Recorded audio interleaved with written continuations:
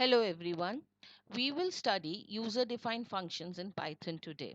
What are these functions? A function is a block of code or subprogram which performs a specific task. We send values or parameters to a function. The function works on these parameters, also called arguments, and it may return the calculation or processing as data. Also, a function gets executed only when it is called. If you see here, I have made a small function.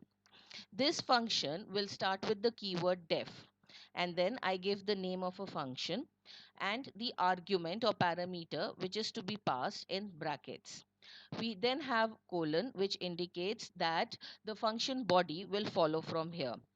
The statements written inside the function form the function body, and these statements must be indented. That means we have a little space here and then we write the statements. If you see here, this is the driver code. The driver code is the place from where the program execution starts. So if you see here in the driver code, I have accepted a string. The user enters his name, and then I give a call to the function. I can give the call by just giving the name of the function and sending the argument or parameter in brackets. Now if you can see here, the number of arguments in the function call matches the number of arguments in the function definition. When I give the function call from here, str1 is sent as an argument and or parameter to the function here in the inside the function definition. Here I am then using the statement print to print hello with str1. Let's see another example.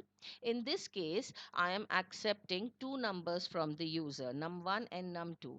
And as you can see here, the number of arguments in the function call is the same as the number of arguments in the function definition. The name of the arguments or parameters can be different. So here I am passing num1 and num2 in a and b respectively. Inside the function, then I am calculating and finding the product of a and b. I want to return this value, so I use the keyword return to return this value. Since I am returning a value, I have to have a catching variable with the function call.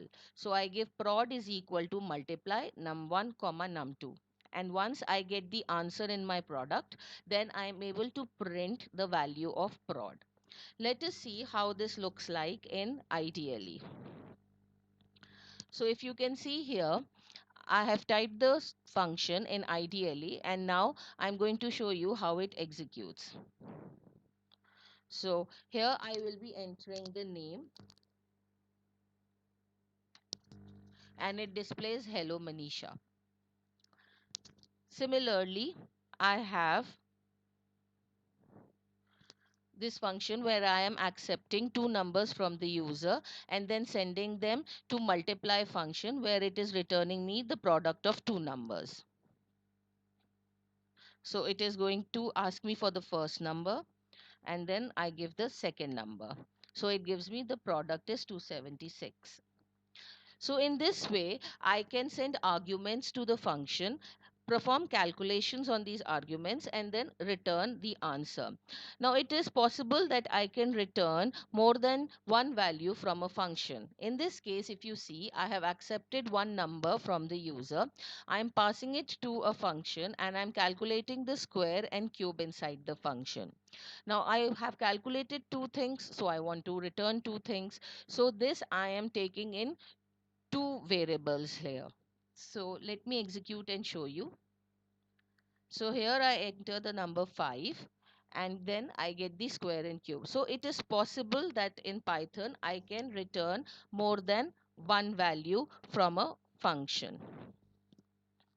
Okay, so now let us see what are the advantages of the function.